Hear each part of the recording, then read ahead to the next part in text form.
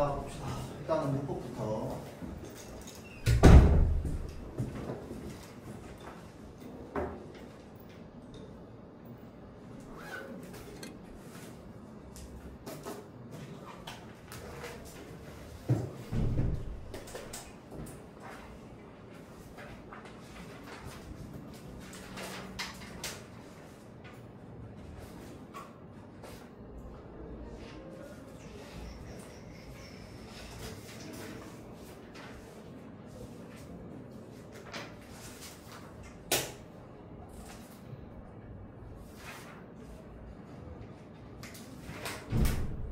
자, 여러분 페이지로 하면 아마 21페이지일 것 같은데, 저 품사 파트 21페이지 맞나요?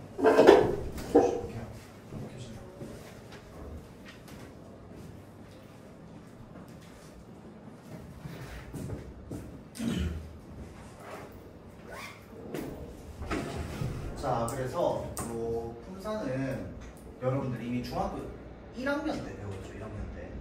그래서 기억이 거의 가물가물할 겁니다. 중간중간에 내가 문법을 계속 좀 봐왔다, 이제 좀 예습을 좀 해왔다 라고 하는 학생들은 그래도 좀 이제 어느 정도 머리에 있겠지만, 아닌 학생들 같은 경우에는 품사가 확실하진 않을 겁니다. 그러니까 사실은 여러분들이 품사를 우리말 품사보다 영어 배울 때 영어 품사를 더 많이 들어봤을 거예요, 여러분들. 뭐야, 그죠? 안 보셨나?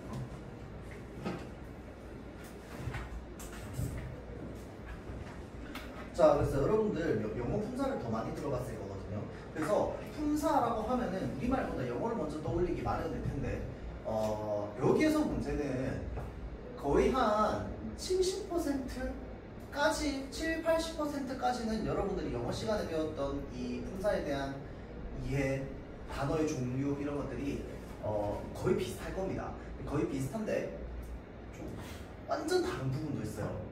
전혀, 그러니까 영어에는 전혀 쓰지 않는 품사라든지 이런 것들이 우리말에는 있고, 그래서 우리말의 품사 개념과 그 다음에 여러분들이 매일 배우고 있는 이 영어의 품사 개념이 좀 다르다, 그리고 그 다른 점이 무엇이다 라는 것들을 여러분들이 좀 어느 정도 머릿속으로 깨치고 있으면은 이게 좀 자연스럽게 머리로 좀 들어올 겁니다. 알겠죠? 자, 그래서 일단은 품사부터 한번 보자면, 품사의 뜻이 뭐냐면요, 이 단어를 공통된 성질에 따라 분류해 놓은 겁니다. 그 말은 무슨 말이냐면요, 단어를 분류했다는 건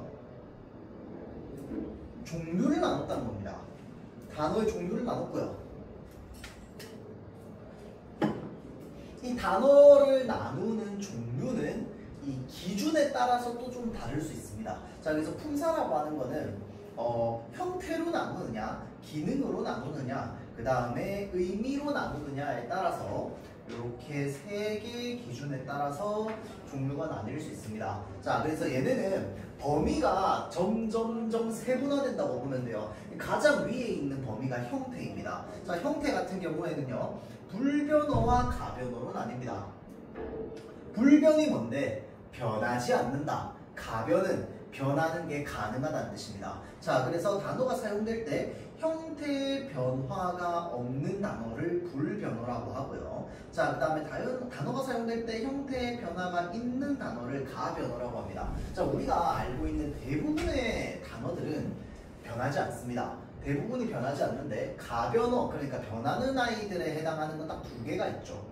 크게 이제 동사랑 동명사, 맞죠? 자, 그래서 우리가 그렇게 이제 형태를 기준으로 나눌 수 있다. 자, 그 다음에 기능을 기준으로, 기능은 뭐냐면요, 어떤 역할을 하느냐입니다. 자, 그래서 얘네들이 어떤 역할을 하느냐를 기준으로 나누면 어떻게 나누느냐?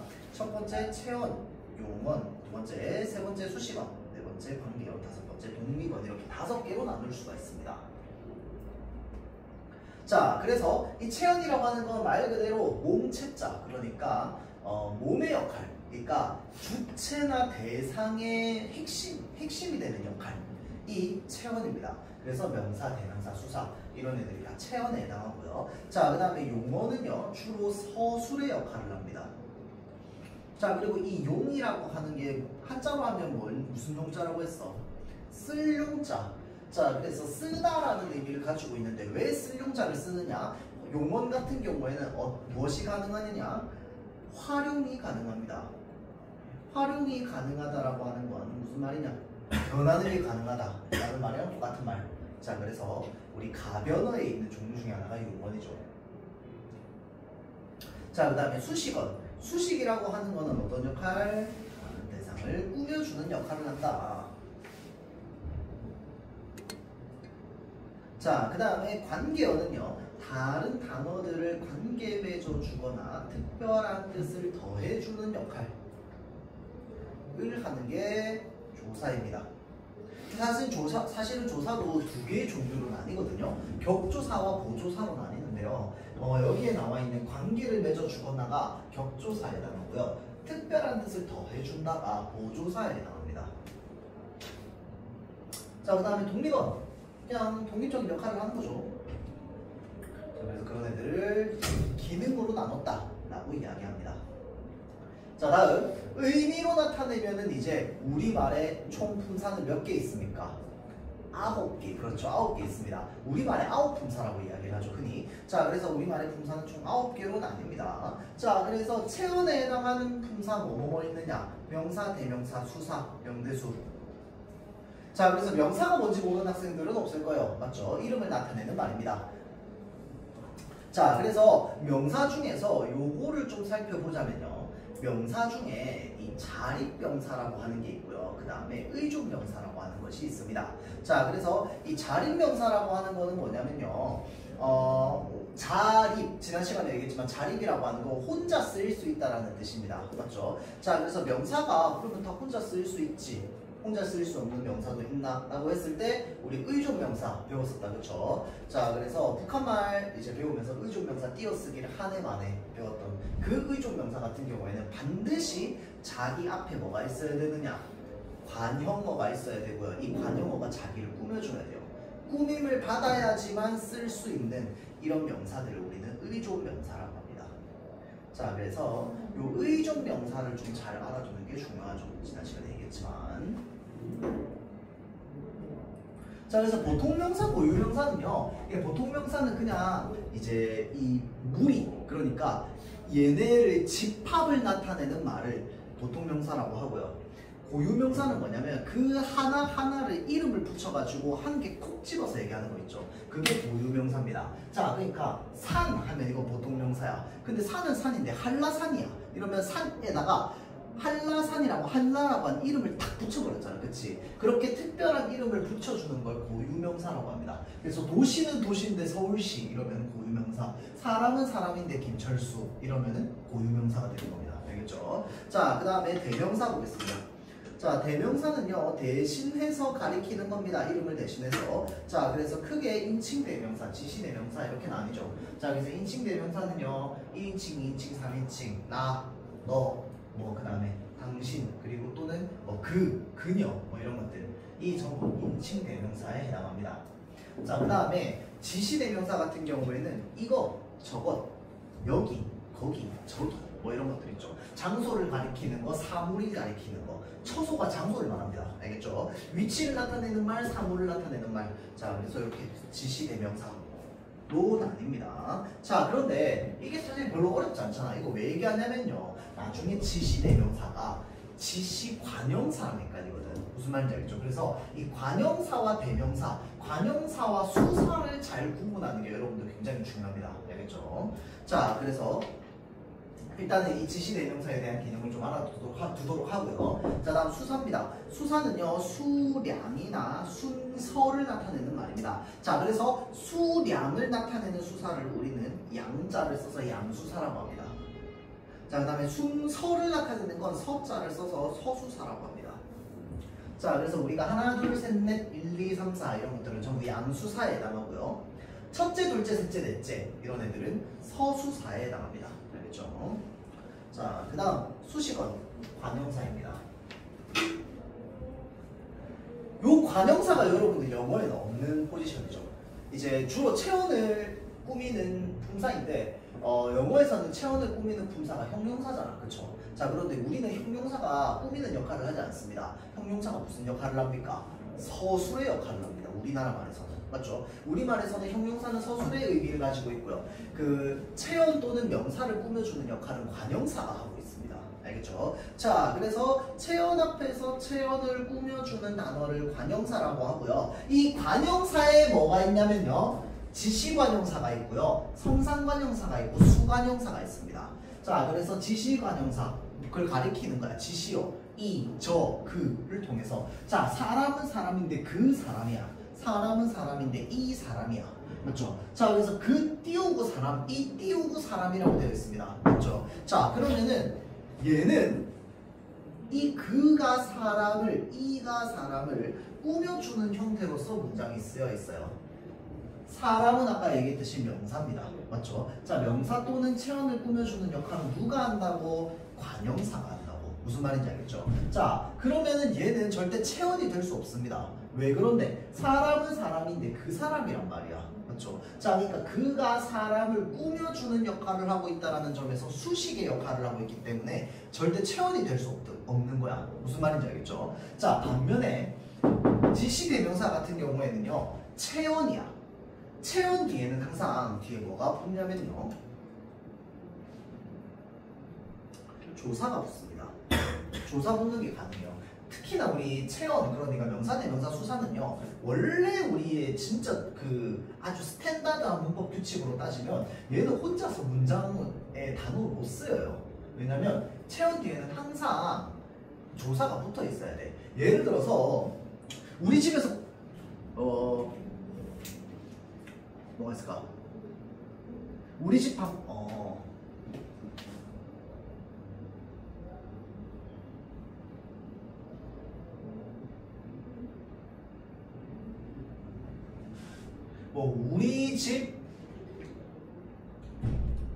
우리 집에서 밥 먹고 가자 이렇게 해봅시다. 알겠죠? 우리 집에서 밥 먹고 가자라고 하면 우리라고 하는 대명사, 집이라고 하는 명사입니다. 체언 플러스 체언 이렇게 나왔잖아. 그렇죠? 자, 그런데 체언 이렇게 나오는 건 사실은 우리 집이라고 하지만 우리의 집입니다. 맞죠? 자, 그래서 이 의라고 하는 사실은 조사가 생략된 형태라고 봐도 되는 거야. 맞죠? 자, 그래서 우리의 집에서 밥 먹고 가자. 밥 먹고 가자도 사실은 생략된 것인 건데 밥을 먹고 가자야. 맞죠? 자, 그래서 우리의 집에서 밥을 먹고 가자라고 해야지 아주 스탠다드한 형태로 보자면은 조사가 생략되지 않은 형태로 쓴다라고 볼 수 있는 거야. 자, 그래서 체언 뒤에는 항상 뭐가 붙는 게 가능하다? 조사가 붙는 게 가능합니다. 자, 그런데 이 관형사는 특징이 뭐냐면요, 어떤 관형사가 오더라도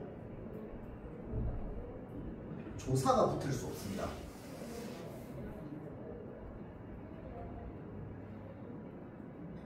그래서 얘가 관형사인지 아닌지가 헷갈린다 판단하는 방법은 뭐다? 뒤에 조사를 붙여보면 됩니다.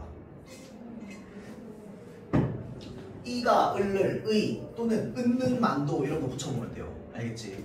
자, 그런 애들 붙여보면은 이 관형사에는 조사가 붙지 않는다는 걸 우리는 알 수 있어요. 자, 새 신발이야. 새 신발인데 새의 신발, 새는 신발, 새을 신발 말이 돼요? 안 됩니다. 맞죠? 자, 그래서 관형사 뒤에는 어떤 조사를 우리가 갖다 붙여보자면 다 말이 안 됩니다. 어색해요. 이건 우리가 이미 본능적으로 다 알고 있어. 우리 모국어기 때문에. 자, 그래서 그 사람 같은 경우에도 그 사람이랑 그의 사람이랑 똑같아? 다르잖아. 맞죠? 자, 그래서 그걸 통해서 지금 여기서 말하고 있는 거는 이 그가 관형사구나 라고 하는 거를 우리가 조사를 붙여서 알 수 있는 방법이 있습니다. 자, 그래서 이 지시 관형사랑 지시 대명사를 헷갈리면 안 됩니다. 알겠죠? 자, 그 다음에 성상관형사라고 해서 성상이라고 하는 게 뭐냐면 성질이나 상태를 말합니다. 자, 그래서 신발은 새 신발인데 새 신발이야. 신발은 신발인데 헌신발이야. 신발은 신발인데 모든 신발이야. 알겠죠? 자, 그래서 이런 애들이 전부 관형사에 나옵니다. 알겠죠? 자, 성질이나 상태를 알려주는 관형사입니다. 자, 다음 세 번째는요, 수사입니다. 수관형사입니다. 수관형사. 자, 그런데 이 수관형사 역시 뭐랑 헷갈리느냐?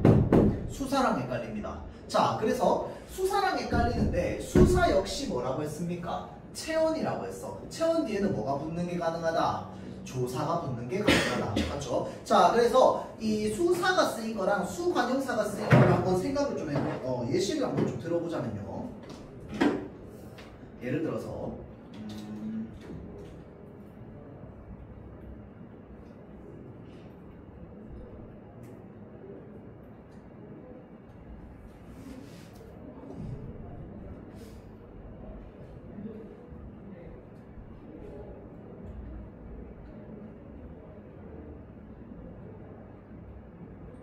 자, 여기에 사람은 총 7이다.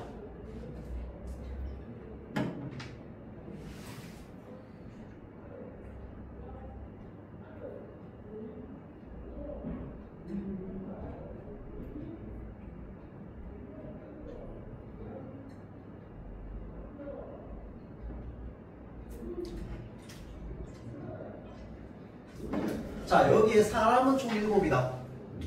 귤 7개를 먹었다. 자, 잘 보세요. 7개를 먹었다라고 해서 7 하고 나서 뒤에 뭐가 되어 있어요? 지금 띄어쓰기 되어 있습니다. 맞죠? 자, 그래서 우리 숫자 세는 단위, 의존 명사 이런 애들은 띄워준다고 했잖아. 그쵸? 자, 그래서 얘는 명사고 얘도 뭔지 모르겠어 일단은. 자, 그리고 띄어쓰기가 되어 있습니다. 맞죠? 자, 그런데 얘가 그러면 품사가 무엇인지를 알기 위해서는 뭐만 해보면 된다고? 조사만 붙여보면 됩니다. 귤 7개를 먹었다인데 귤 7이 뒤에 7을 개를, 7의 개를, 7이 개를, 7만 개를 뭘 붙여도 안 됩니다. 맞죠? 자, 그런데 여기에 사람은 총 7이다 라고 하면서 이 이다가 바로 뭡니까? 서술격 조사입니다. 맞죠? 또는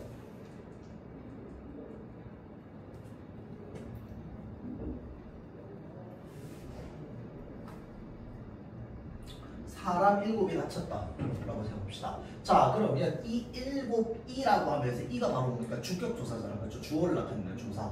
자, 지금 7 뒤에 조사 이렇게 붙는 게 가능합니다. 맞죠? 자, 이렇게 조사가 붙는 게 가능한 아이들은 전부 무슨 품사라고요?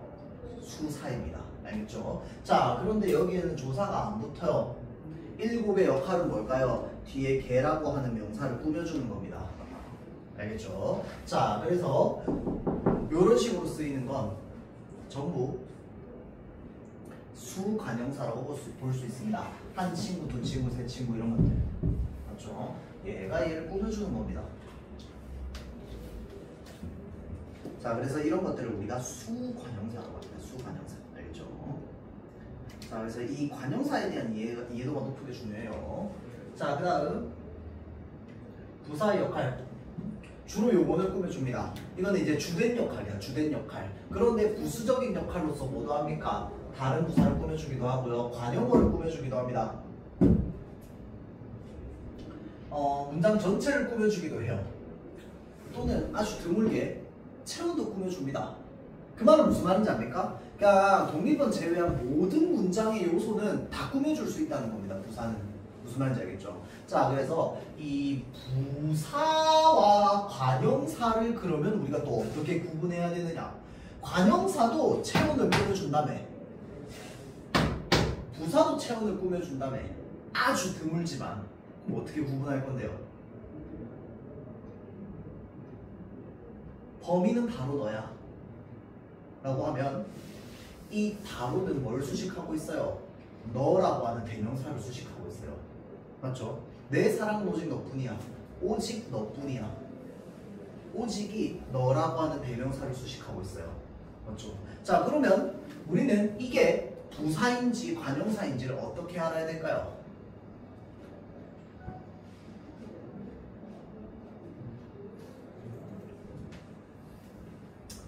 똑같습니다. 조사를 붙여보면 됩니다.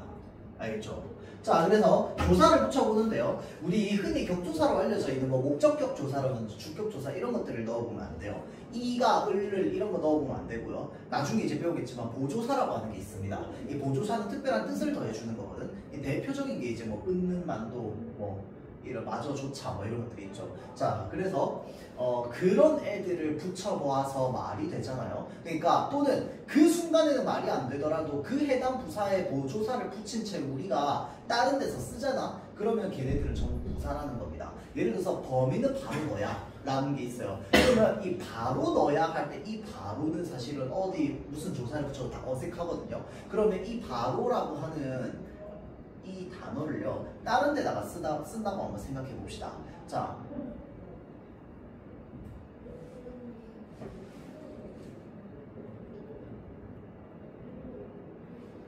예를 들어서 뭐 바로 앉아있다 라는 말이 있습니다. 자, 근데 여기에 는 붙여봅시다. 바로는 앉아있다. 말 되나요? 되죠? 얘가 앉아있긴 앉아있는데, 그러니까 바로 앉아있긴 한데 앉아있기만 바로 앉아있는 거야. 딴 건 바로 안 돼 있어. 무슨 말인지 알겠죠? 올바르게 안 돼 있어. 그게 이제 바로는 앉아있다 이 말이잖아. 맞죠? 자, 그러니까 바로 뒤에 는 붙는 거 가능합니다. 맞죠? 자, 그러면 이 는이 붙는데 가능하다는 건 얘가 지금 부사라는 겁니다. 무슨 말인지 알겠죠? 또는 얘가 오로지 체온만 꾸며주고 있는지 이 애를 체온이 아니라 다른 애랑 연결시켜가지고 이제 수식 관계를 만들어 봤을 때도 얘가 다른 애도 수식해줄 수 있는가? 그걸로 판단하는 거예요. 자, 그래서 다른 애들까지 다 수식해줄 수 있으면 그거는 부사. 오로지 체온만 수식 가능하다. 그거는 관형사입니다. 무슨 말인지 알겠죠? 자, 그래서 이 부사와 관형사도 좀 이제 여러분들이 잘 구분을 할 수 있어야 되고요.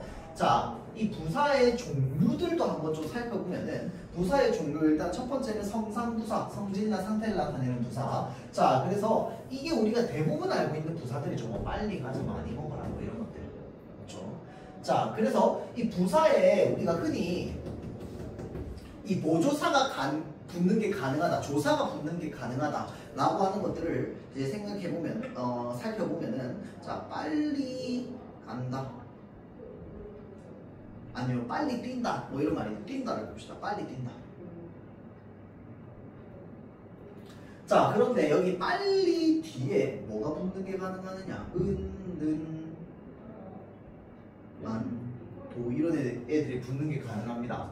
빨리는 뛴다, 빨리만 뛴다, 빨리 도 뛴다 다 가능하지. 맞죠? 자, 그리고 그런 것들이 붙을 때마다 뜻이 어떻게 돼? 조금씩 달라집니다. 빨리는 뛴다라는 건 뭐야? 뛰는 건 빨리 뛰는데 다른 건 모르겠어. 빨리만 뛴다라고 하는 것도 뛰는 걸 빨리만 뛰는 거야. 맞죠? 그다음 빨리 도 뛰는 건 뭐야? 다른 것도 빠른데 이것도 빠르다는 거야. 맞죠? 자, 그래서 그런 의미들이 좀 담겨 있습니다. 자, 그래서 이제 이 부사는 보조사가 붙는 게 가능하다. 여기 적어줍시다. 보조사가 붙을 수 있어.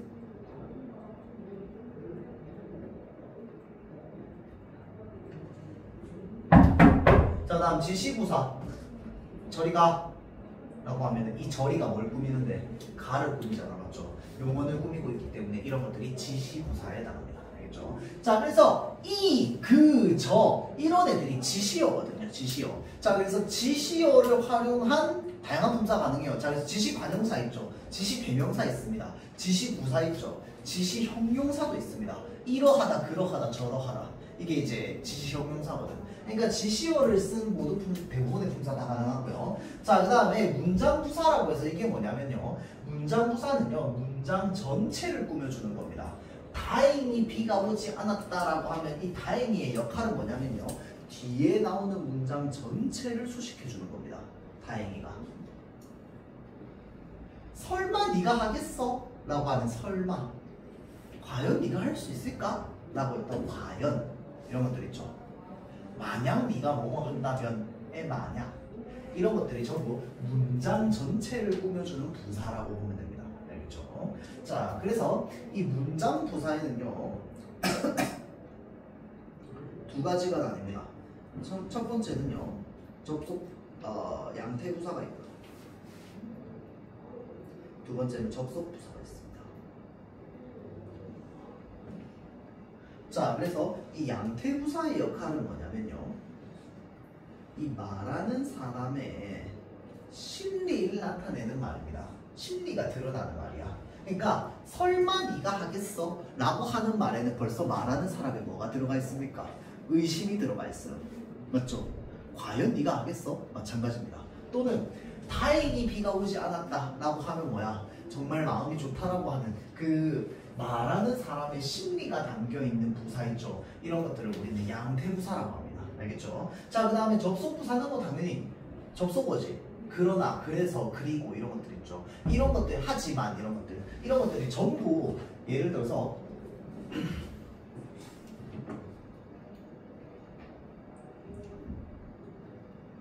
그러나 하고 나서 어떤 뒤에 문장이 온다고 칩시다.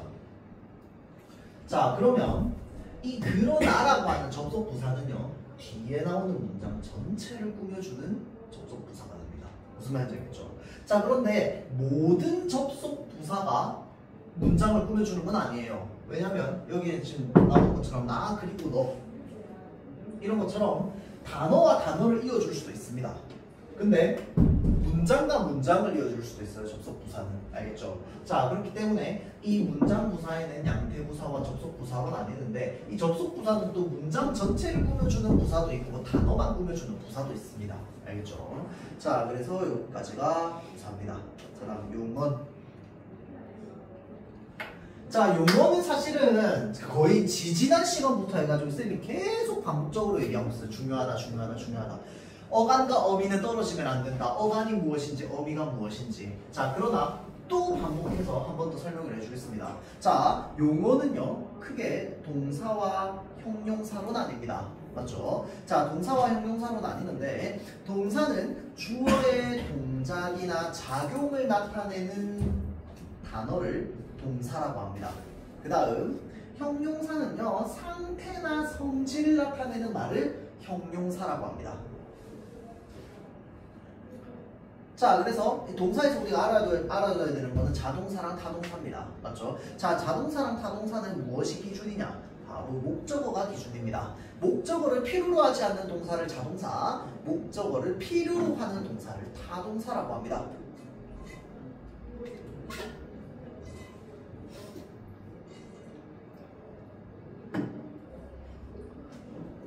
자, 그 다음 형용사 있습니다. 형용사는 주어의 상태나 성질을 나타내는 단어를 형용사라고 합니다. 자, 그래서 형용사에는 두 개가 있거든요. 하나는 뭐냐면 성상 형용사라고 해서요, 상태나 성질을 나타내는 형용사고요. 하나는 지시 형용사입니다. 지시 형용사 아까 얘기했죠. 이러하다, 저러하다, 그러하다 이런 것들. 자, 그래서 그런 것들이 이제 지시 형용사에 해당합니다. 그렇죠?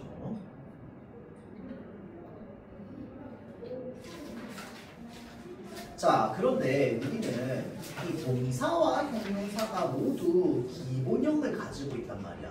맞죠? 자, 그래서 이 기본형이 바로 뭔데? 뭐뭐하다야. 그래서 우리가 주로 동사, 형용사를 뭐라고 얘기하냐면요, 어떠하다와 어찌하다로 나뉘거든.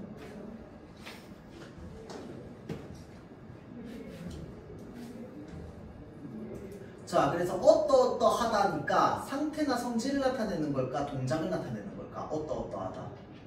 아는 걸 것 같아요.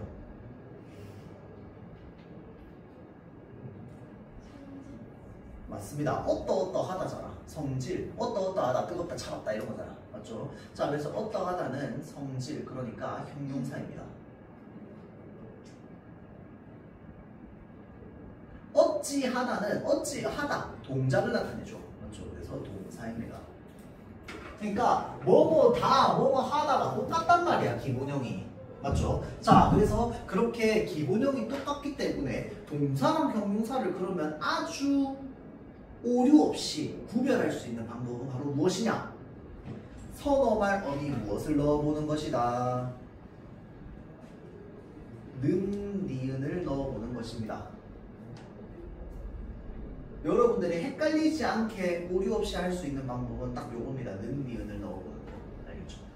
나머지는요, 여러분들이 실수할 여지가 있어요. 나머지 방법이 여러 개가 또 다 있거든요. 자, 그런데 요 현재 시제 선어말 어미인 는, 니은을 넣어볼 수 있느냐 없느냐로 우리가 흔히 나눕니다. 자, 그래서 동사의 원래 원형 가다입니다. 가다. 기본형 가다인데 거기에 니은을 붙여서 간다가 됩니다. 자, 선생님 이거 는, 니은인데 는, 니은은 어떨 때 구분해서 넣어요? 는은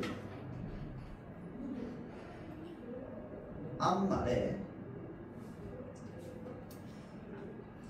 받침이 있을 때, 이 니은은 앞말에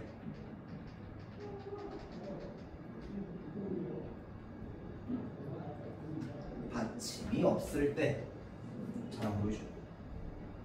앞말에 받침이 있을 때는 는을 붙이고요, 앞말에 받침이 없을 때는 니은을 붙입니다. 그런데 앞말에 받침이 원래 있었는데 앞말 받침을 탈락시킨 후 적용이 가능합니다. 어떨 때는? 때때로. 매번 그런 건 아니고. 볼게요. 먹다. 는 붙이면 어떻게 됩니까? 먹는다가 된다. 그쵸? 먹는다. 따라서 먹다는 동사야, 형용사야? 동사가 되는 겁니다. 결과적으로. 그렇죠? 자, 얼다. 물이 얼다. 동사야, 형용사야? 알아. 동사야, 형용사야? 왜 동사인데요? 왜요?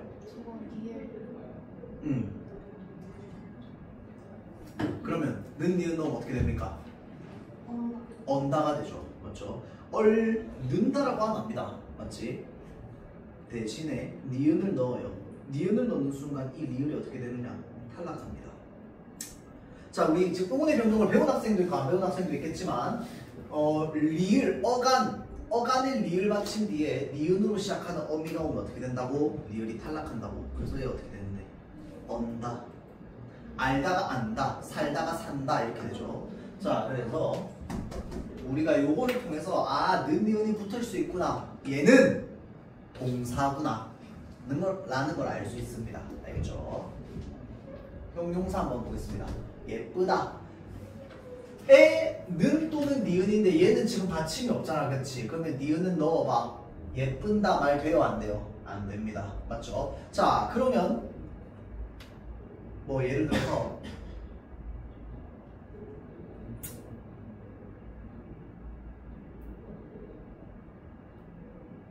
건강하다, 행복하다. 여기에 니은 붙이면 어떻게 됩니까? 건강한다, 행복한다 라는 말이 됩니다. 혹시 말 되나요? 안 돼. 공부하다에 니은 붙여보세요. 공부한다 말 돼요? 되지. 똑같이 하다가 붙었는데 공부하다는 동사고요. 행복하다는 한다가 안 되잖아. 맞지? 행복하다는 형용사가 됩니다. 건강하다도 건강하다도 형용사가 됩니다.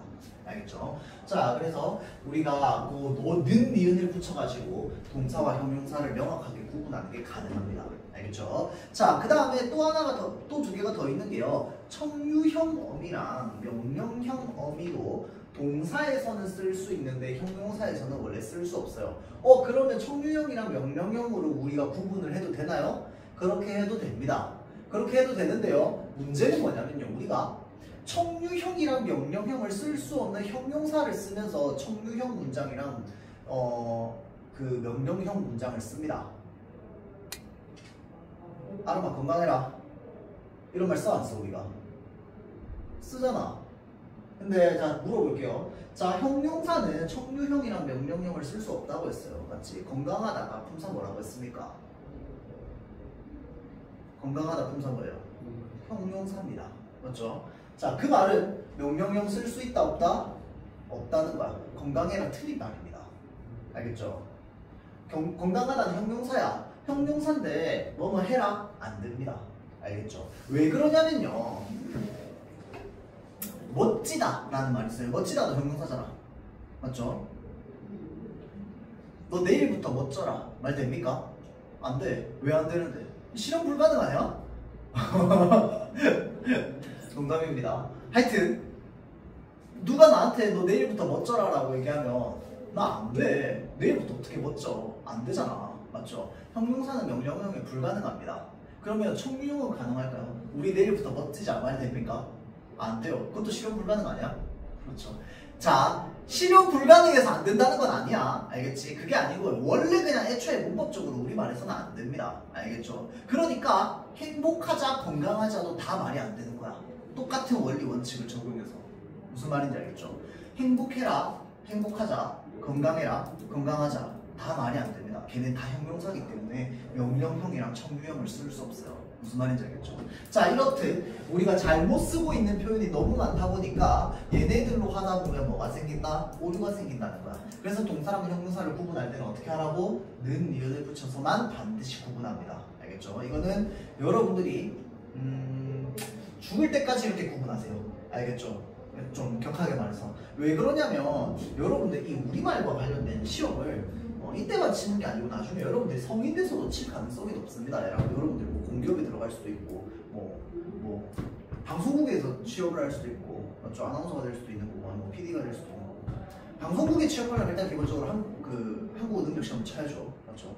하여튼 이 우리말의 어떤 능력과 관련되어 있는 시험을 칠 때 동사랑 형용사를 물어보지 않는 경우는 거의 없습니다. 알겠죠? 자, 그래서 이 정도 기본 그 구별 방식은 여러분들이 그냥 앞으로 영원히 기억하고 있는 게 여러분 사는 도움이 될 거기 때문에 동사랑 형용사를 구분하는 건 는, 니은을 넣어서 구별한다 라고 하는 걸 항상 기억하고 있으세요. 알겠죠? 자, 그 다음 요거는 뛰어넘고요. 뒤에 밑에 조사부터 보겠습니다. 품사를 다 보고 나서 볼게요. 왜 그러냐면 품사 내용까지 다 중학교 과정인데 요거는 고등학교 과정이에요. 알겠죠? 자, 그래서 다시 조사의 종류부터 한번 살펴보자면 아까 쌤이 조사, 격조사, 보조사 얘기 많이 했다. 그렇죠? 이 조사 사실 별표 중요하거든. 사실은 그 고등학교 올라가가지고 제일 중요한 품사는요. 첫 번째는 관용사입니다. 두 번째는 뭐냐면요. 이 아까 얘기했던 용어들 동사, 형용사야. 세 번째는 조사입니다. 알겠죠? 자, 그래서 이 조사는 크게 격조사와 보조사 그리고 접속조사 이렇게 세 가지로 나뉩니다. 격조사는요. 일단 조사라는 것 자체가 반드시 기준이 있습니다. 뭡니까? 혼자 쓰일 수 없습니다. 맞죠? 그래서 반드시 앞 말에 붙어서만 쓰입니다. 붙어서만 쓰여요. 맞죠?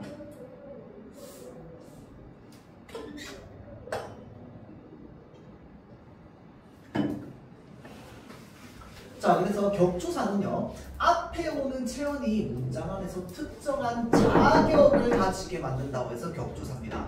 자격을 가지게 한다고 해서 격조사예요. 자, 그래서 격조사에는 주어 역할을 하게 해준다라고 해서 주격조사, 목적어의 역할을 하게 해준다라고 해서 목적격조사, 관용어의 역할을 하게 한다고 해서 관용격조사, 그 다음에 부사어의 역할을 하게 한다고 해서 부사격조사, 그 다음에 서술어의 역할을 한다고 해서 서술격조사 이렇게 나뉩니다. 알겠죠? 자, 그래서 주격조사는 이가밖에 없습니다. 이가. 이 또는 가가 붙으면 걔는 주격조사인 거야. 그 다음에 목적격조사는 다 알죠? 을을. 맞죠? 을을이 붙으면 목적어잖아. 맞죠? 자, 그 다음에 관용격조사는 뭐밖에 없냐면 의밖에 없습니다. 나의 인형. 이 나의가 인형을 꾸며주는 형태입니다. 맞죠? 우리 집이 아까 뭐라고 했어? 우리의 집이라고 했잖아. 그치? 우리의가 집을 꾸며주는 형태. 체온을 꾸며주는 관용어의 역할을 하는 거 의밖에 없습니다. 조사로서 쓰는 건. 자, 그 다음에 부사격 조사는 아주 많아요. 아주 많아서 이건 그냥 대표적으로 쓰는 것 중에 하나일 뿐이야. 그래서 부사격 조사는 아주 많습니다. 자, 다음 서술격 조사 하나밖에 없죠. 무엇 이다입니다. 자, 그런데 이 서술격 조사 무엇 이다가 좀 중요하죠. 조사 하나만 더 좀 필기를 하자면요. 조사 불변어에 해당합니다. 이게 사실 용어 빼고 다 불변어야.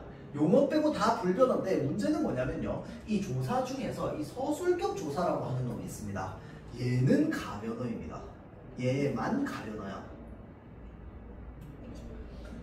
이다잖아. 나는 학생이다야. 맞죠? 근데 나는 학생이다는 변하는 게 가능합니다. 나는 학생이고, 나는 학생이지만, 나는 학생인데 이런 식으로. 맞죠? 자, 그래서 얘는 형태가 변하는 게 마치 용어처럼 형태가 변하는 게 가능하기 때문에 이 서술격 조사 이다만 가변어처럼 쓰이고 있습니다. 알겠죠?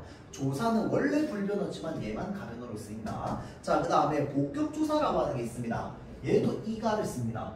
이 복격조사는 뭐냐면 보어거든요. 보어. 근데 사실은 여러분들이 영어 하면서 보어를 한번 배워봤을 텐데요. 이 영어에서 쓰는 보어랑 우리말에서 쓰는 보어가 좀 다릅니다. 알겠죠? 자, 그래서 요거는 나중에 다음 단원 문장 파트 넘어가면 배울 거거든요. 어찌됐건 간에 보어 역할을 하게 해주는 조사도 뭘 쓴다? 이가를 씁니다. 주어랑 똑같습니다. 알겠죠? 쉽게 말하면 물이 얼음이 되었다라고 하잖아. 그치? 이 물이 얼음이 되었다라고 할 때 물 이에 해당하는 이는 주격조사고요. 얼음이 되었다라고 할 때 얼음 이에 해당하는 이는 복격조사입니다. 알겠죠? 이걸 그냥 알고만 있으세요. 호격조사가 있습니다. 호는 뭐냐면요, 부르다라는 뜻입니다. 부를 호자야. 자, 그래서 누구누구야 이렇게 부를 때 야자 있죠. 또는 신이시여 할 때 뭐 이시여 뭐 이런 것들이 전부 호격조사에 해당합니다. 자, 그래서 이제 얘가 어떤 자격을 부여해 주는 거야. 이게 격조사고요. 격조사는 반드시 뭐랑 결합하느냐? 체언 또는 체언의 역할을 하는 애랑 바뀝니다. 그러니까 체언이 아닐 수도 있어. 걔가 명사가 아닐 수도 있거든. 그런데 명사가 아니더라도 걔는 체언 또는 명사처럼 역할하는 애들이야. 그런 애들 뒤에만 붙습니다. 무슨 말인지 알겠죠? 그러니까 꼭 명사가 아니라 어떤 구나 절이어도 돼. 알겠지? 구나 절이어도 되는데 걔네들이 전부 무엇의 역할을 할 때? 명사의 역할을 할 때 격조사가 붙습니다. 알겠죠? 자, 그래서 격조사는 반드시 체언 또는 명사 대명사 수사 앞에서만 뒤에서만 붙는다. 자, 그 다음에 보조사라고 하는 게 있습니다. 이 보조사가 뭐냐면요, 자기 앞에 붙어있는 앞말에 특별한 의미를 더해주는 조사를 우리는 보조사라고 합니다. 특별한 의미를 더해줍니다. 자, 그래서 대표적으로 뭐 은만도, 뿐, 이나 뭐 이런 것들 있죠. 조차 이런 것들. 그래서 보조사는 종류가 굉장히 많습니다. 자, 그런데 어찌됐건 간에 얘가 조사인지 아닌지를 구분하는 건 굉장히 쉽다고 했어. 뭔데? 앞말이랑 띄워져 있지 않으면 다 조사입니다. 알겠죠? 뭐 물론 그 용어 중에서 그 붙여 써도 되는 용어는 있긴 하거든요. 나중에 이제 여러분들 배우게 될 텐데 이제 뭐 본용어, 보조용어 이런 게 있어요. 그런 것들을 붙여 쓰고 띄워 쓰는 것도 허용이거든. 근데 원래 원형은 그 원래 형태는 띄워 쓰는 게 기본이야. 그러니까 붙여 쓰는 거 하나밖에 없습니다. 우리 말해서 조사. 자, 그렇기 때문에 보조사가 붙어 있어도 얘가 어차피 앞말이랑 붙어 있을 거기 때문에 우리가 금방금방 찾을 수 있습니다. 그걸 쉽게 판단할 수 있어요. 자, 그래서 이 보조사는요, 꼭 체언이 아니어도 됩니다. 거의 대부분의 말에 다 붙을 수 있어요. 어디에만 붙을 수 없게요? 관형사에는 붙을 수 없습니다. 아까 얘기했잖아. 관형사는 조사 붙는 게 불가능하다고. 맞죠? 자, 그래서 관형사를 제외한 대부분의 말들에는 좀 붙을 수 있습니다. 뭐 물론 감탄사 이런 애들도 뭐 붙을 수 없지. 이런 애들 빼고 대부분 뭐 체언, 그 다음에 부사에 붙는 거 가능하고요. 서술어, 그러니까 동사, 형용사에 붙는 거 가능합니다. 알겠죠? 자, 그래서 앞말에 붙어서만이라고 돼 있잖아. 그치? 여기서도 봐봐. 앞말에 붙어서만 사용 가능할 때 붙어서 뒤에만 해가지고 쓰이잖아. 맞죠? 붙어서가 뭔데? 붙다가. 용어는 동사잖아. 맞지? 붙다. 자, 그래서 앞말에 붙어서만이라고 해서 동사 뒤에 붙어있는 거거든. 맞죠? 자, 그래서 보조사는 다양하게 붙어서 의미를 더해주는 것으로 역할로 쓸 수 있다. 자, 그 다음에 접속조사는요, 두 단어를 이어주는 겁니다. 뭐뭐와 과, 뭐뭐이랑 뭐뭐하고 뭐 이런 것들입니다. 자, 그러니까 나는 배랑 사과를 먹었다. 나는 배하고 사과를 먹었다. 뭐 이런 것들. 이제 이런 것들이 이제 접속조사에 나옵니다. 그러면 접속조사랑 접속부사랑 다른 점이 뭔데요? 너와 나 라고 하면 이거는 접속조사야, 접속부사야? 접속조사입니다. 왜 그런데? 띄어쓰기. 너와 나 할 때 너 띄우고 와 띄우고 나야? 아니잖아. 너와 띄우고 나야. 맞죠? 자, 이 와는 뭐가 되는데? 접속조사가 되는 거야. 너 그리고 나 이러면 뭐야? 너 띄우고 그리고 띄우고 나야. 맞죠? 자, 그러니까 접속부사. 무슨 말인지 알겠죠? 자, 조사는 붙여 쓰는 게 특징이기 때문에 붙여 쓰냐 띄워 쓰냐로 판단 충분히 가능합니다. 자, 그 다음에 독립원 감탄사 있습니다. 자, 놀람, 느낌. 대체로 감정이다. 그쵸? 자, 그래서 얘를 감정 감탄사라고 합니다.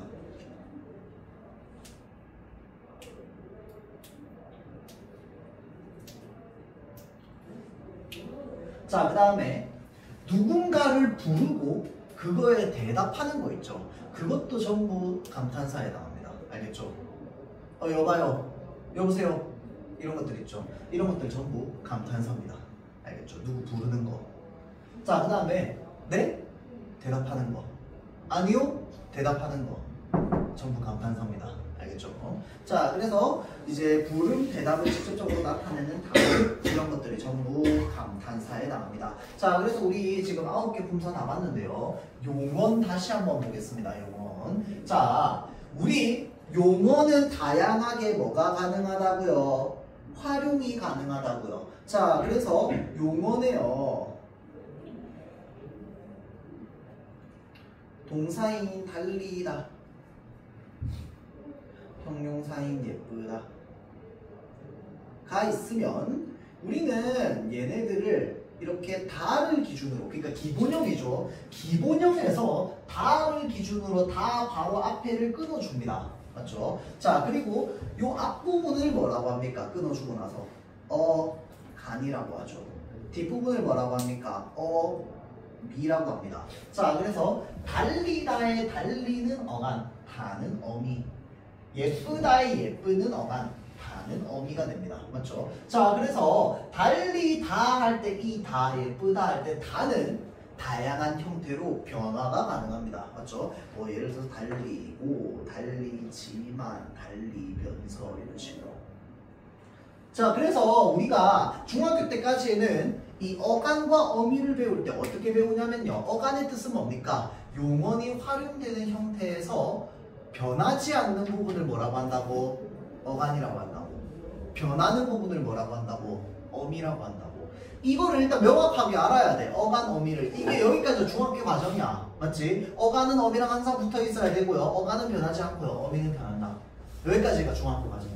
맞죠? 자, 그런데 이제 고등학교 올라가면 이제 용언이 배신을 합니다, 여러분들. 어간이 사실 변해. 근데 이 변하는 거에 맛보기를 우리가 좀 전에 아까 봤잖아. 리을 탈락. 맞죠? 살다, 산다. 살다의 어간은 어디까지야? 살이야. 얼다의 어간은 뭐야? 얼이야. 근데 얘네들이 는을 만났더니 어떻게 돼? 는 리을 탈락해. 사는 리을 탈락해. 어간 바뀌는데요. 그 정도는 약과합니다. 왜? 걔네 규칙이라도 있지. 맞잖아. 리을 뒤에 니은이 나오는 규칙이 있잖아. 맞죠? 그럼 여기 이제 규칙 활용까지는 인정이야. 맞죠? 근데 문제는 뭐냐? 불규칙 활용도 있습니다. 이 불규칙 활용이 또 한 10수개 돼요. 10수개. 알겠죠? 자, 그래서 우리는요, 이 불규칙 활용을 어떻게 보느냐? 어간이 불규칙하게 변하는 걸 어간 불규칙 활용이라고 하고요. 어미가 불규칙하게 변하는 걸 어미 불규칙 활용이라고 합니다. 그 다음에 마지막으로 불규칙 활용에 이제 그 하나밖에 없는 형태이긴 한데 어간과 어미가 모두 변하는 불규칙 활용이 있습니다.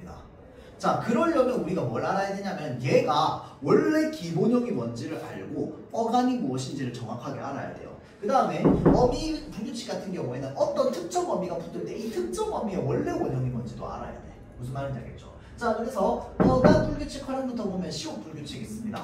예를 들어서 우리가 짓다 에 우리가 흔히 아어라고 한다 그랬지. 아어.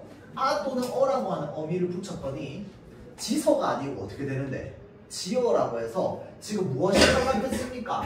어간의 받침이 탈락했습니다. 맞죠? 자, 그럼 얘는 어간이 변한 거야? 어미가 변한 거야? 어간이 변한 거지. 근데 어간이 불규칙하게 변했습니다. 왜 그러냐면 벗다의 벗은 벗어입니다.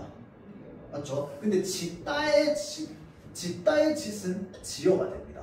맞죠? 자, 그래서 얘네들이 규칙화가 될 수 없는 거야. 그래서 우리가 의문의 변동에서 안 배운 겁니다. 우리가 의문의 변동에서 배웠던 리을 탈락, 으 탈락, 아오 탈락은요, 환경이 갖춰졌을 때 대부분 일어나는 뭐 히읗 탈락 이런 것들, 환경이 갖춰졌을 때 대부분 일어나는 규칙 현상에 나갑니다. 알겠죠?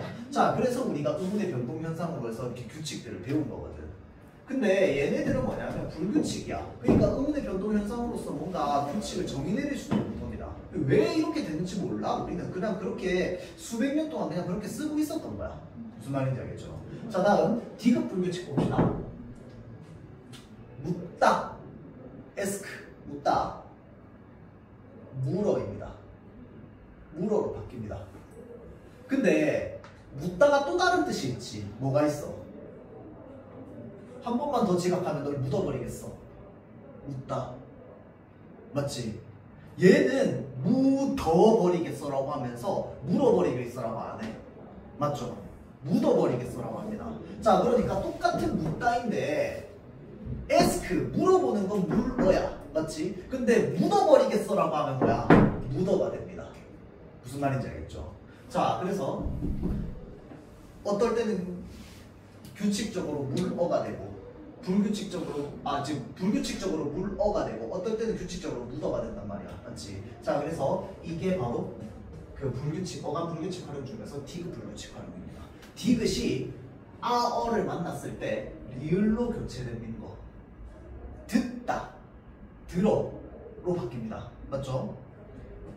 그래서 그런 애들이 전부 이 디귿 불규칙에 해당한다. 근데 굳다는 굳어가 되지. 맞죠?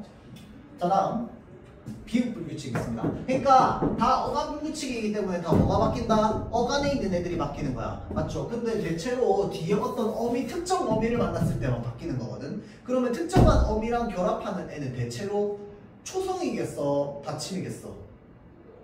대체로 받침이겠지. 맞죠? 그래서 대체로 받침 또는 끝소리에 해당하는 애들이 바뀌는 게 많습니다. 자, 그래서 비읍 받침에 얘네들이 오우로 바뀌는 거야. 오우로 바뀌는 거.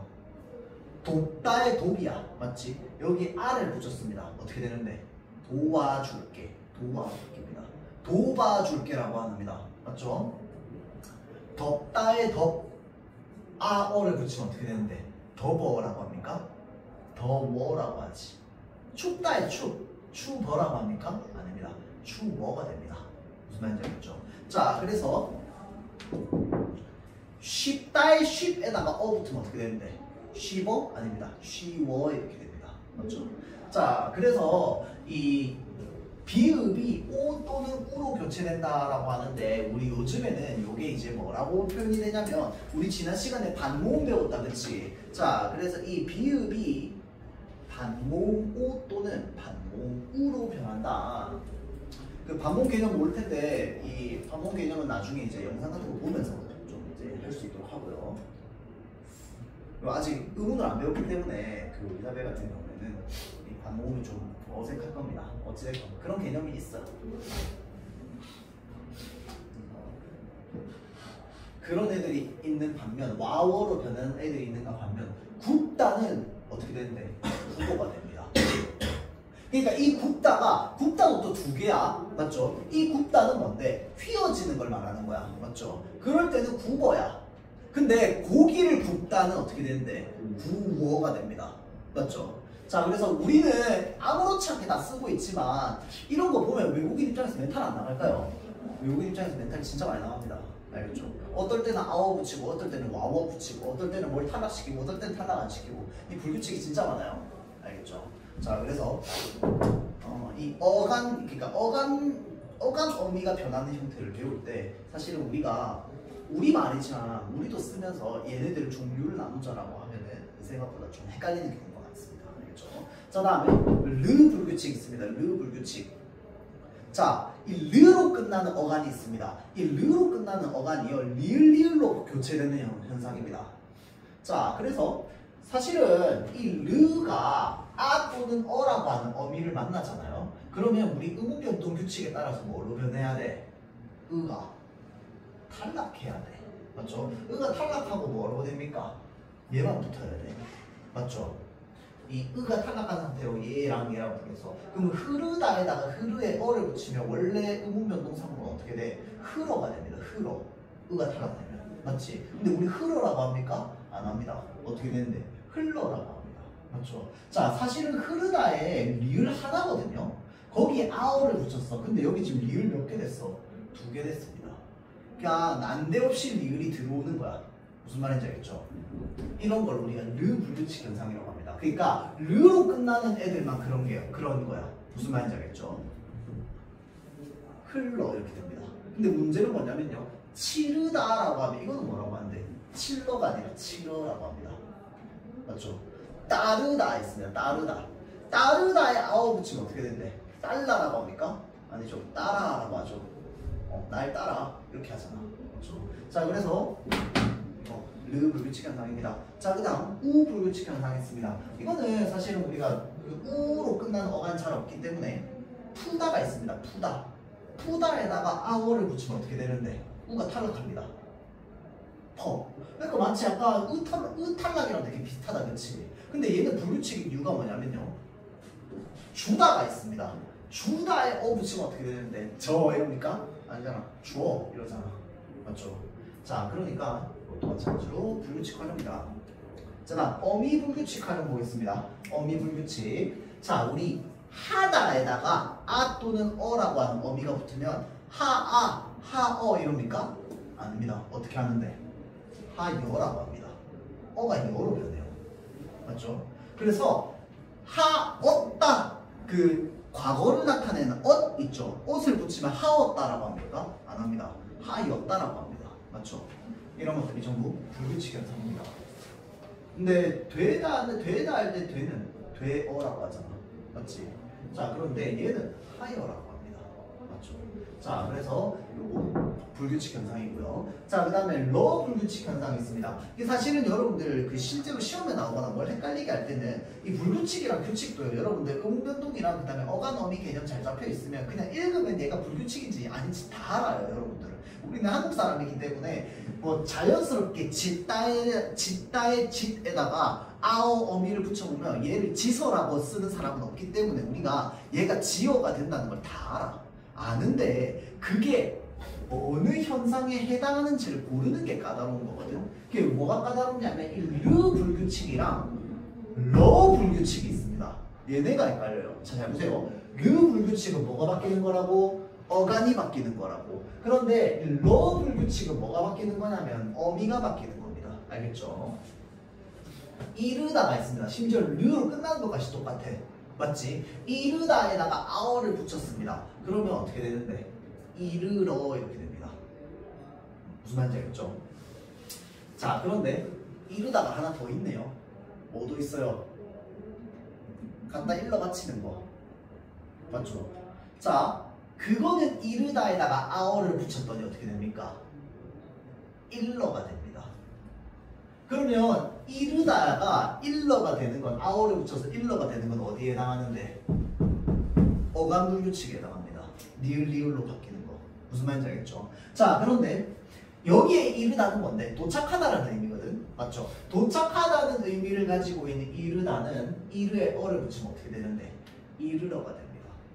맞죠? 자, 그래서 어디에 이르러. 근데 들르다는 아우를 붙였더니 어떻게 돼? 들러가 됩니다. 들러. 맞죠?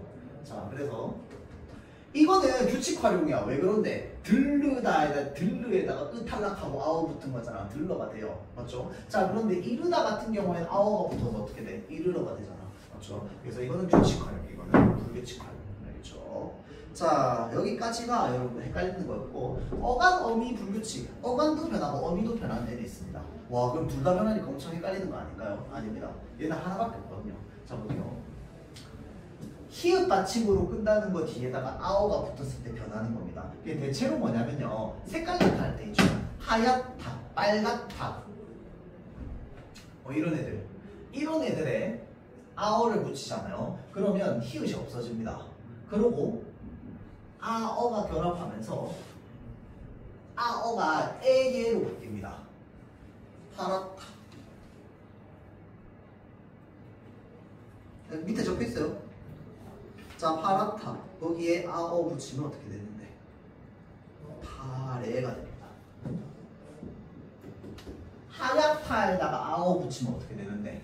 하예가 됩니다. 그러니까 얘가 아냐, 야냐에 따라서 에예로 바뀌는 거야. 알겠죠? 자, 그래서 원래 히읗이 아어를 만나면 히읗이 탈락한 채로 발음되는 건 오케이. 그런데 아어가 에로 변하진 않는단 말이야. 맞죠? 조화 같은 경우에도 쓸 때는 조화라고 그대로 씁니다. 맞죠? 근데 발음할 때만 뭐가 탈락하는 거야? 히읗이 탈락하는 겁니다. 조화라고 하는 거 조화라고 하잖아. 히읗 발음 안 하잖아. 맞죠? 자, 그런데 얘는 뭐야? 지금 쓸 때도 아예 히읗이 탈락해버립니다.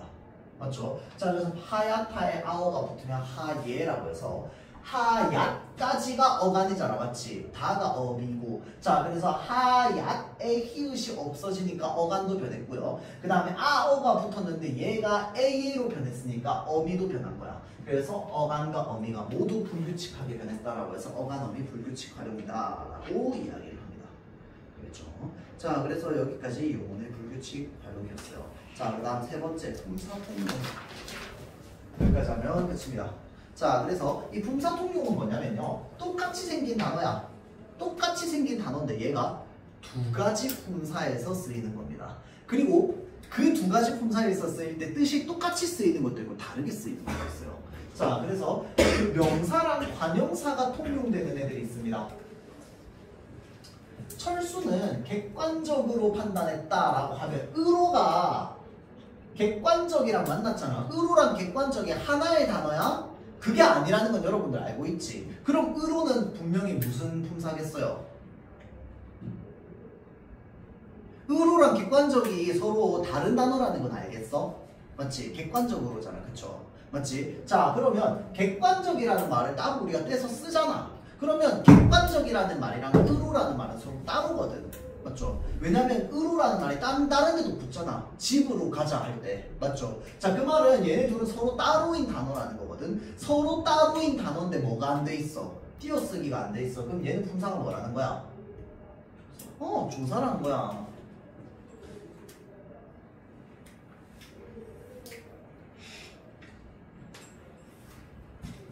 자, 그러면 얘는 이 객관적이라고 하는 이 문장에서 이 말은 절대 무슨 품사가 될 수 없어?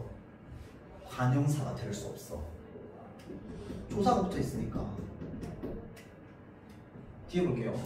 그것은 객관적 판단이다라는 말이 있습니다. 판단이 뭔데, 품사가? 명사. 객관적인 판단을 꾸며주고 있습니다. 명사를 꾸며주고 있네. 이게 무슨 품사야? 관형사.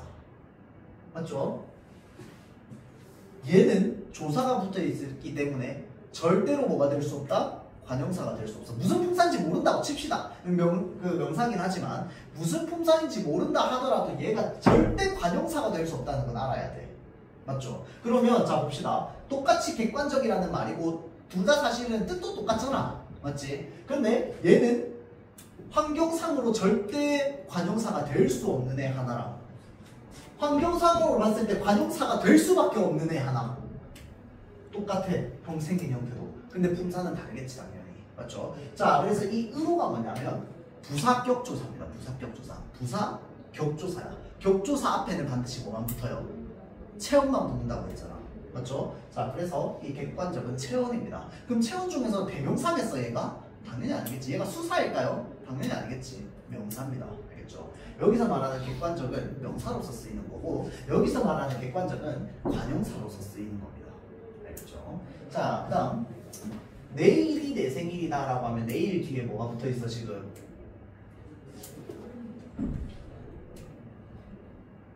자, 우리가 그 조사 중에 보조사는 다 외울 수 없거든. 많아서 격조사는 싹 다 외워야 돼요. 이 가는 무슨 격조사라고? 주격조사. 을득은 뭐야? 목적격조사. 이다는 뭐야? 서술격조사. 너무 쉽거든요. 얘네 다 알아야 돼. 맞지? 여기에 있는 이는 뭘까요? 주격조사지 당연히. 맞죠? 아까 주격조사라고 했잖아. 격조사는 반드시 뭐에만 붙는다고? 체언에만 붙는다고. 그러면 얘가 체언이란 얘기입니다. 맞죠? 그럼 체언 중에서 아까 얘기했습니다. 이게 당연히 대명사겠어? 수사겠어? 아니지. 맞죠? 뭡니까? 명사입니다.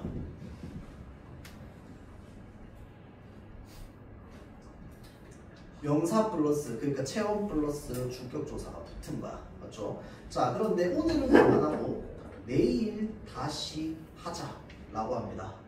내일 하자. 다시 하자.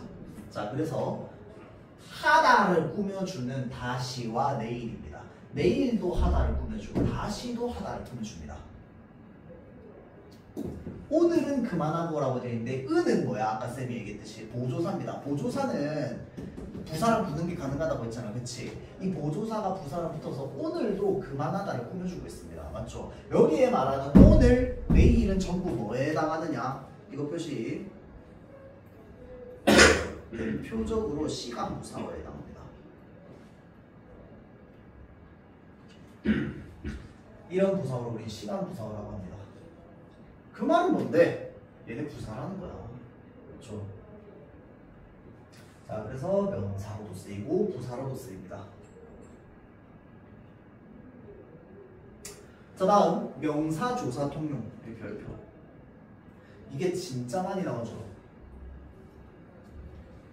의존 명사랑 보조사가 똑같은 경우가 엄청 많습니다, 여러분들. 뭐뭐만큼, 뭐뭐대로 이런 것들. 참을 만큼 참겠다라고 되어 있습니다. 참을 만큼 참겠다. 이게 사실은 이거를 이 명사랑 조사 통용은 잘 이해하려면 이 뒷부분에 나오는 문장을 이제 문장 성분을 잘 이해하면 사실 이게 되게 쉽거든요. 이게 문장 성분이라고 하는 게 품사랑은 다르게 품사는 무슨 사로 끝나잖아, 그치? 문장 성분은 뭐냐면 무슨 어로 끝나는 게 문장 성분이거든. 그래서 우리 아까 했던 주어, 목적어, 보어, 서술어 이런 것들 있잖아. 무슨 어로 끝나는 거. 이런 애들이 문장 성분입니다. 자, 그런데 참을 만큼 참다 해서 참다는 원래 동사거든. 동사는 원래 관형사가 될 수 없잖아, 맞지? 자, 그런데 관형사처럼 역할을 할 수 있게 만들어주는 게 바로 뭐냐면 관형사형 어미거든. 자, 그래서 어미는 어미인데 관형사의 역할을 할 수 있게 해주는 어미라고 해서 관형사형 어미라는 게 있어요. 명사 역할을 하게 해주면 명사형 어미고요. 관형사의 역할을 해주게 하면은 관형사형 어미고요. 이 동사를 부사 역할을 하게 해주면 그게 바로 뭐냐면 부사형 어미거든. 무슨 말인지 알겠죠? 자, 그래서 참을 만큼 참았다라고 할 때 이 을이 대표적인 관형사형 어미입니다. 그래서 이 참을이라고 하는 게 아까 쓰인 게 관형사형 어미라고 했으니까 마치 뭐처럼 쓰인다는 거야? 관형사처럼 쓰인다는 거야. 그래서 그 얘를 관형어라고 하거든. 자, 이 관형어니까 당연히 그러면 뒤에 나타나는 애는 뭐겠어? 이 관형어의 꾸밈을 받는 명사겠지. 맞죠? 관형사 명사를 꾸며주니까 수식해주는 겁니다. 만큼만을. 근데 그러면 문장에 앞이 다 떼고 만큼이라는 단어가 있으면 얘가 뜻이 있니? 없어요. 얘는 반드시 뭘 받아야 되죠? 얘 수식을 받아야지만 뜻이 생깁니다. 무슨 말인지 알겠죠? 이런 애를 우리 뭐라고 한다고? 의존 명사라고 한다고. 어떠한 것, 맞죠? 그 다음에 숫자 세는 단위, 그 다음에 얘네들 전부 의존 명사입니다. 앞에 관용어가 있어야지만, 자기를 꾸며주는 관용어가 있어야지만 쓸 수 있는 거야. 그렇죠? 자, 그러니까 당연히 앞에 관용어라며, 얘는 명사라며 반드시 뭐가 되어 있어야 돼? 띄어쓰기가 되어 있어야 됩니다. 맞죠? 자, 그래서 의존 명사 앞에는 반드시 띄어쓰기가 되어 있어요.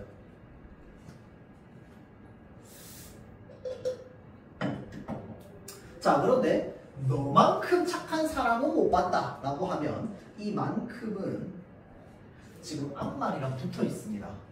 맞죠? 앞말이랑 붙어 있는 분사는 하나밖에 없다고. 뭐라고? 조사. 얘는 조사가 아니야. 얘는 조사야. 왜? 얘는 앞말에 붙어 있어야 되는데 띄워져 있어. 있을 수 없는 일이야, 조사 입장에서. 맞죠? 얘는 조사가 절대 될 수 없어요, 환경상. 얘는 붙어 있기 때문에 반드시 조사만 가능해. 맞죠? 그래서 너만큼 착한 사람 못 봤다 할 때 이 만큼은 도조사에 답니다. 도조사. 알겠죠? 격조사는 아니야. 왜? 격조사는 아까 내가 얘기했어요. 내가 말한 것만 격조사야. 보조사는 종류가 많지만 격조사는 정해져 있어요. 맞죠? 자, 얘는 격조사 아닙니다. 도조사예요. 도조사. 자, 그래서 이 보조사와 의존명사가 똑같은 것들이 되게 많아서요. 얘네들 좀 잘 구분해야 됩니다. 너는 너대로, 나는 나대로. 이거 대로는 조사입니까? 명사입니까? 너는 너대로, 나는 나대로. 조사죠. 너대로, 나대로. 대로가 띄어쓰기 안 되고 붙여 있습니다. 맞죠? 생긴 대로 놀아라. 생기다라고 하는 게 뭐야? 용언이잖아. 생기다. 그게 지금 생긴으로 바뀐 거야. 맞죠? 그러면 생긴 대로 놀아라. 생긴 띄우고 대로겠지. 맞죠? 생긴 대로 놀아라 라고 하면 이 대로는 뭐겠어? 의존명사가 되는 겁니다. 무슨 말인지 알겠죠? 자, 명사랑 감탄사, 통용. 이거는 뭐 사실 쉽지. 맞죠? 앞장서서 만세를 부르기. 만세! 드디어 해당이다. 이건 쉽고요. 수사랑 관형사 공통. 이거 아까 얘기했습니다. 맞죠?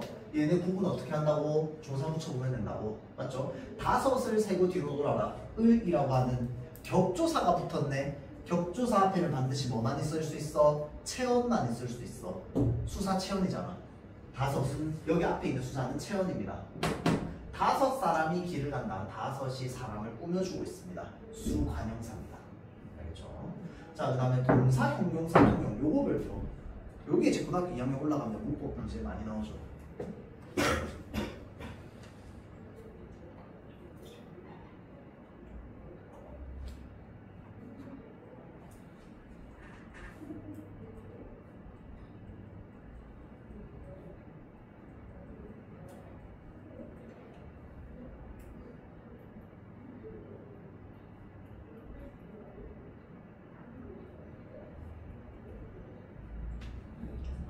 자, 형광등 빛이 밝다.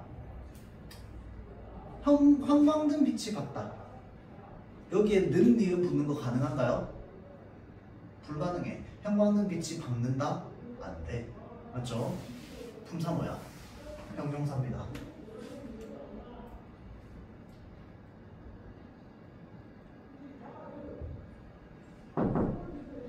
날이 밝는다. 말이 돼, 안 돼? 응, 되지. 날이 밝고 있는 거야. 맞지? 날이 밝는다 말 됩니다. 뭔데?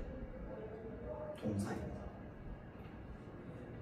형용사랑 동사가 다 통용되는 단어들이 있어요.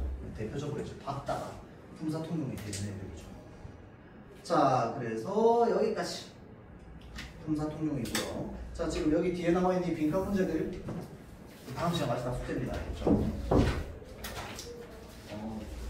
그리고 뒤에 그 품사 파트 문제 있거든요. 페이지 좀 봅시다. 여기다가 77부터 79까지 세 페이지밖에 안 되네. 77부터 79까지. 지난번에 내가 페이지를 잘못 얘기해줘가지고 79까지 이미 다 푼 학생들이 있을 수도 있어요. 다 풀었으면 뭐 어쩔 수 없는 거고. 자, 77부터 79까지 이게 이번 숙제입니다. 그렇죠? 자, 그래서 품사까지 좀 공부를 좀 잘 해올 수 있도록 하고 일단은 잠깐 쉬었다가 다음 시간으로 시작하도록